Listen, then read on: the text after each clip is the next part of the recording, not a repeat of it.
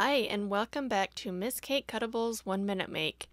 First of all, I have no idea why my camera is moving up and down like that. I do not know if someone was bumping it, so please just pardon my camera bouncing.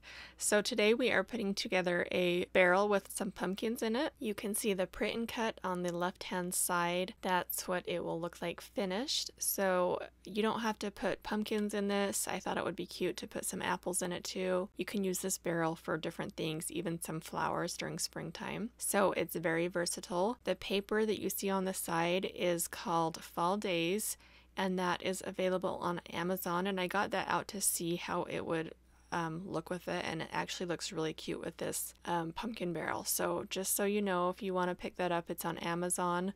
Just type in Miss Kate Cuttables and it will show up. So after I finished these pumpkins, I kind of just stuck them in there, lifted up the top of it a little bit so that they were sitting inside of the barrel. You can glue it onto that oval, you don't have to. It's just kind of there to give it some like structure for that little pumpkin to be added onto the front. And I am so sorry about my barking dog. So let me know what you guys think in the comments, and I will see you on the next 1 Minute Make. Thanks for watching.